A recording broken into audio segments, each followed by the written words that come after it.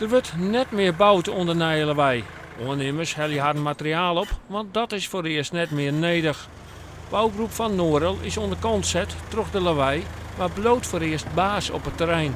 Directeur Hans van Noorel van het bouwbedrijf wil voor de camera niet sissen. Maar hij vertelde me over de telefoon dat hij teleurgesteld is en dat hij het eigenlijk net leeuwen kent.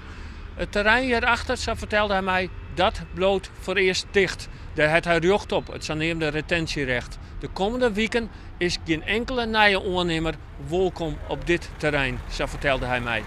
Bij de lawaai hebben haar zo'n 10 ondernemers meld om de verbouw van de Schouwburg op te pakken. Met een speciale procedure wordt bezocht het slot van de stekken aan te krijgen, zodat een nieuwe bouwer zo gauw mogelijk los kan.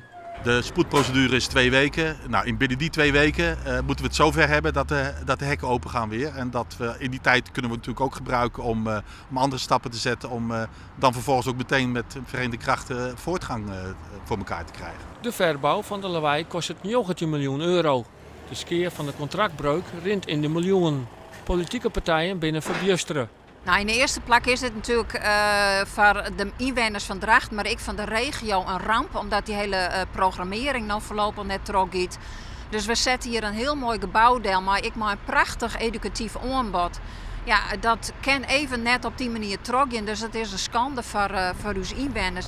Na alle gedachten zullen zo'n 100 vaststellings net terug kennen in de lawaai. Er wordt zocht naar alternatieve locaties. Directeur Arthur Oostvogel van de Harmonie in Ljouwert zal de lawaai helpen waar dat mogelijk is, zal hij weten.